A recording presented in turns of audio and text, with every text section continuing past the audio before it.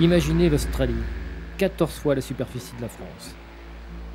Pointez votre doigt en plein cœur de ce continent, vous y êtes. Vous êtes à Papounia, là où tout a commencé.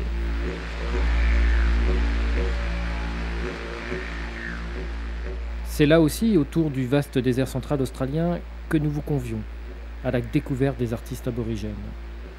Nous allons emprunter en 4x4 les pistes de latérite, sur des centaines de kilomètres, pour aller voir ces peintres, qui, vivant loin de tout, sans grand confort, voient pourtant leur toile accrochée aux cimaises d'importantes collections privées et publiques.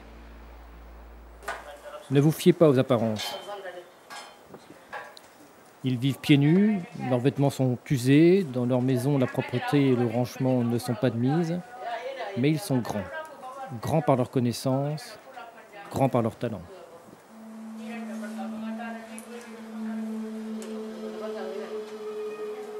Papounia, en 1971, ce n'est que quelques baraques construites rapidement. Il s'agit d'y concentrer des aborigènes de différents groupes linguistiques en vue d'une assimilation rapide. Les aborigènes viennent à peine d'obtenir la citoyenneté australienne par référendum. Jusque la liberté de circulation a été longtemps refusée aux aborigènes. Pourtant un peuple de nomades par excellence. Mais les esprits changent. Un jeune professeur, un idéaliste, on pourrait dire, Geoffrey Bardon, va y être muté. Il va être à l'origine d'une révolution. Une révolution car cet événement aura des bouleversements à différents niveaux, artistiques bien sûr, mais aussi culturels, sociaux et politiques.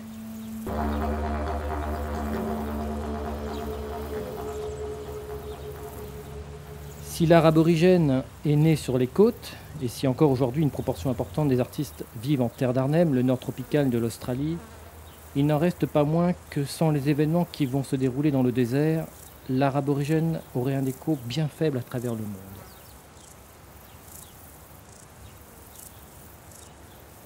Mais ce film va se concentrer sur le désert. Notre première visite sera pour l'un des derniers membres fondateurs du mouvement pictural, Ronnie Chambejimpa. C'est sa main que vous voyez ici. Il était déjà donc à Papounia en 1971. Tout commence comme un accident, bien que tous les éléments soient réunis pour l'éclosion de ce mouvement pictural. Bardon a une idée, faire peindre les enfants sur les murs de l'école. Les projets ne contentent pas le professeur, il est même déçu. Les enfants dessinent des cow-boys. C'est que leurs pères sont bouviers. Pour rester sur leur terre, les aborigènes travaillent dans les fermes d'élevage extensif. Souvent, ils ne sont même pas payés, on leur distribue de la nourriture, on leur donne des couvertures, du tabac. Bardon, lui, veut des motifs anciens, traditionnels. Un soir, des initiés frappent à sa porte. Les enfants ne peuvent pas peindre les motifs anciens que Geoffrey Bardon attend. Ils ne savent pas les peindre. Ils ne sont pas encore initiés et ces motifs sont trop secrets et sacrés. Mais les anciens, eux, acceptent de peindre le rêve du site de Papounia, le rêve de la fourmi à miel. C'est un acte symboliquement très fort. Ils acceptent de dévoiler ces motifs aux non-initiés. Ils les offrent au monde pour qu'avant de s'éteindre, puisqu'en 1971, beaucoup d'entre eux voient leur culture disparaître, les Australiens sachent qu'eux aussi ont une culture très riche et très ancienne. C'est une révolution et une révélation pour Bardon. Il s'empresse d'aller acheter peinture et matériaux pour fixer ses dessins sur des supports pérennes et créer une coopérative artistique. Le mouvement est lancé. Et depuis, les initiés peignent, et seulement eux. Les toiles sont l'expression de ce rêve, racontent de façon symbolique le voyage des ancêtres ou s'inspirent de peintures corporelles. Mais peut-être pas de façon aussi rigide que ce que peuvent imaginer les gens. Il s'agit aussi d'un mouvement pictural en évolution constante.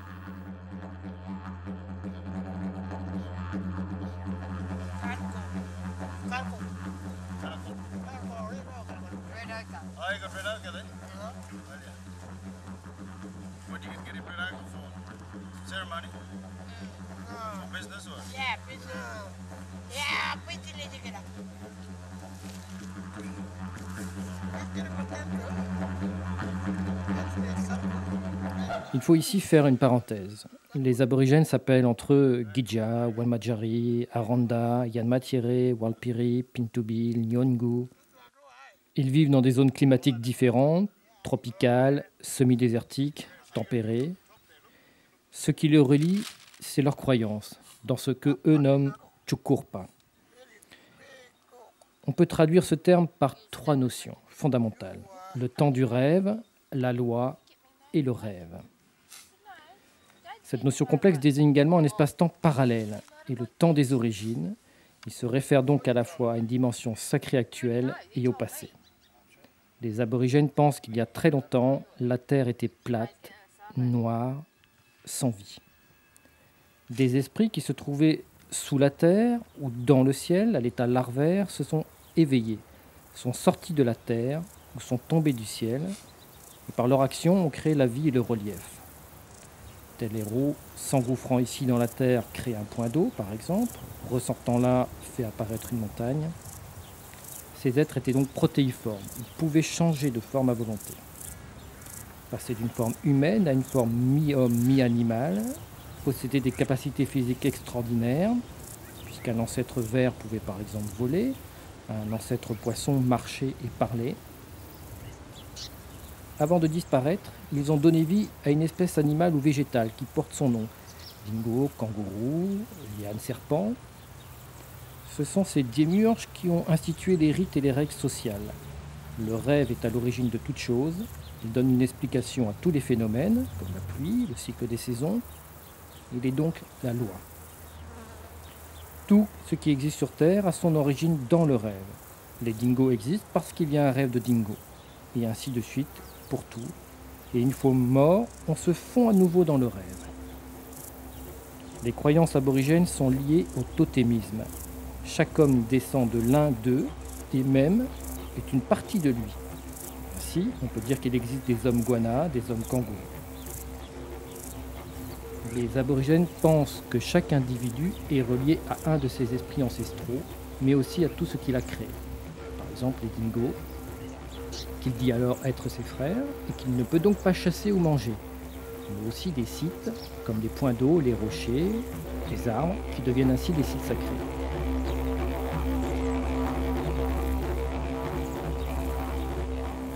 Ce lien, avec un ancêtre ou avec ce qu'il a créé, se nomme le rêve.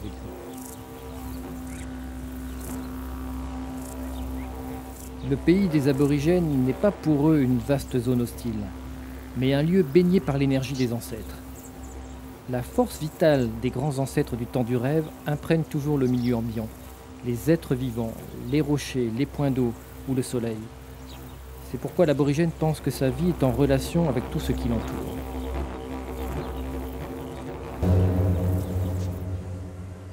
Roni Chambinjipa est un initié important.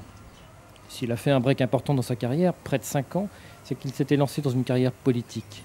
Il cherchait à motiver les membres de son groupe linguistique à rejoindre les terres traditionnelles loin dans le désert occidental, à Kintor puis Kiaokura. Lorsqu'il va reprendre la brosse, c'est pour se consacrer uniquement à sa carrière artistique. Il va être, avec Mick Namerari, Turkey Tolson, puis George Ngurayi, que nous verrons plus tard, l'un des peintres qui va durablement influencer les jeunes. Sa peinture est faite de lignes. Il a abandonné le pointillisme, qui était la marque de fabrique des artistes du désert, et il est celui qui est allé le plus loin dans le dépouillement.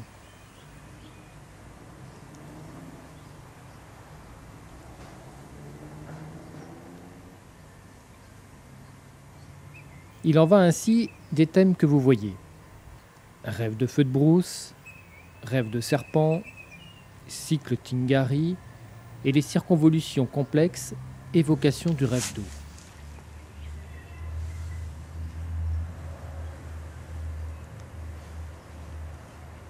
Alors que nous filmons Roni, 2 maisons plus loin, son frère, il s'agit d'un homme du même nom de peau, une classification qui permet aux aborigènes de se situer dans la société, peint une toile sur le thème du rêve d'eau. Pourtant, les motifs ne sont pas les mêmes. La différence tient d'abord à l'appartenance ethnique. Mickey est un Walpiri, dont la peinture est assez exubérante, mais le style et la personnalité des artistes influent grandement la production également.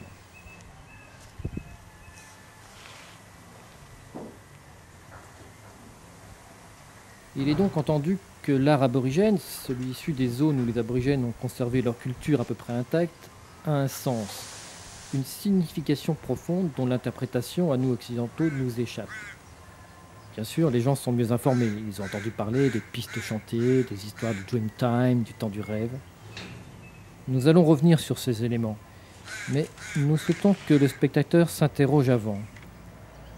Vous verrez là des œuvres de grands initiés, des gens qui ont transformé non seulement l'image que le public s'est forgée à propos des aborigènes, encore trop souvent à peine considérés dans leur propre pays, mais ont permis, avec l'introduction de la pratique des arts à l'occidental, sur des supports pérennes, une reconnaissance internationale, un essor économique pour leurs familles, en plus de la diffusion, et au final, quoi qu'il puisse advenir dans le futur, une sauvegarde partielle de leur culture. Ce sont aussi de grands artistes, l'égal parfois des artistes occidentaux les plus célèbres, car malgré cette attache au monde sacré du rêve, la liberté artistique est bien réelle, et certains ont su bousculer les frontières, les conventions picturales, et hisser l'art aborigène au plus haut niveau. Cet art mêle connaissance tribale, connaissance spatiale, celle des sites sacrés et leur histoire, de leur création par les ancêtres, mais sont aussi le reflet de personnalités très riches, de revendications territoriales, sociales ou politiques. Ce sont des œuvres complexes, malgré parfois un certain dépouillement dans la réalisation. Même s'il est conseillé d'avoir un aperçu du contexte dans lequel sont nées ces œuvres, il n'est pas obligatoire d'en avoir la signification pour en apprécier la puissance visuelle, la poésie, le sens de l'espace. Ce sont des œuvres d'art également. L'art aborigène est d'autant plus complexe qu'une multitude de sens rend difficile sa lecture. Ce qui semble abstrait du premier coup d'œil ne l'est souvent pas. C'est le plus souvent une lecture symbolique qui nous est proposée. La transposition des voyages des ancêtres au temps du rêve. Une cartographie particulière mêlant sites géographiques et action des esprits.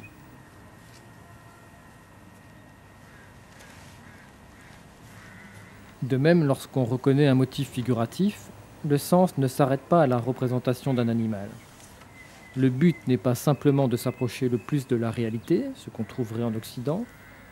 L'important demeure le sens symbolique. Ainsi, dans le tracé, l'échelle, les proportions doivent être le reflet de l'importance du sujet et ne rend pas compte de la réalité. De même, on ne peut pas résumer une toile du désert à une carte topographique occidentale telle qu'on a bien voulu nous le dire. Si on cherche la correspondance exacte entre la vision proposée par un initié et une carte géographique, on n'en trouvera pas forcément. Le côté symbolique étant le plus important. De plus, l'interprétation d'une toile ne peut être comprise que d'un initié. Et les motifs eux-mêmes changeront selon le degré d'initiation, de connaissance et de compréhension de l'artiste.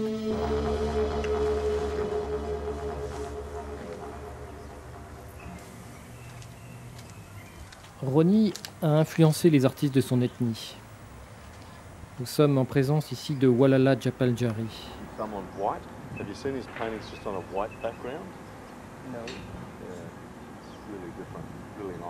Il fait la une des journaux en 1984, lorsqu'avec son groupe familial, il prend pour la première fois contact avec la civilisation occidentale. Jusque-là, il vivait nu dans le désert. Il faut savoir que les aborigènes n'ont pas découvert la poterie, pas le tissage, pas le métal, ne pratiquaient pas l'agriculture. Un vrai choc pour cette famille. 3 ans plus tard, le leader, Wale Pelinga, son frère aîné, demande quelques œuvres et se met à peindre. Walala et son jeune frère Thomas sont alors relativement jeunes et ils auront droit de peindre uniquement quelques toiles.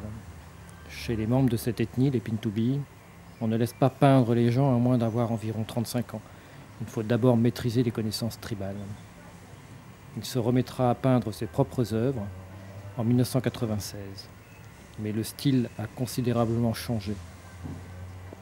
Des motifs tingari, très classiques pour cette ethnie à l'époque, font place à de larges carrés et à des lignes.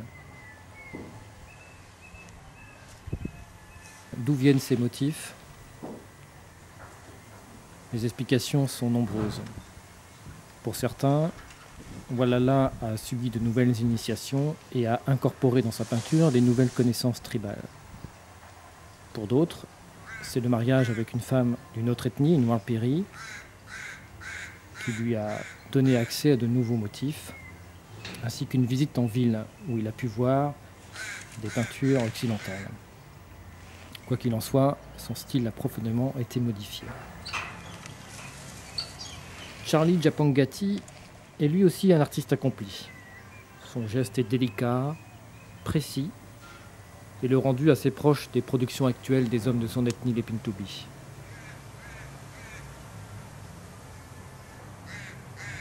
Le style très linéaire et très graphique est une caractéristique des peintres Pintubi. Ici George Ward Djungurayi ou Barney Campbell Jacamara.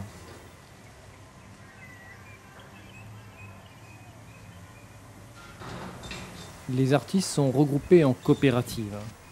Elles sont chargées d'acheter le matériel, pinceaux, peinture, toile, puis de commercialiser les œuvres peintes. Il est de bon ton, en France, de dire qu'il faut promouvoir le travail de ces coopératives. Pourtant, l'artiste que nous avons vu précédemment, Barney Campbell, est mort sans le soutien de la coopérative. Les Pintubis sont touchés de plein fouet par une maladie qui touche les reins.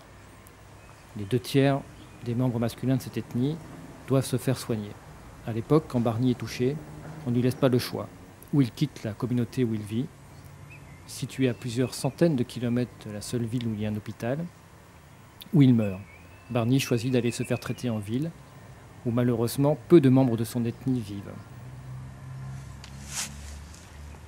La coopérative le lâche alors.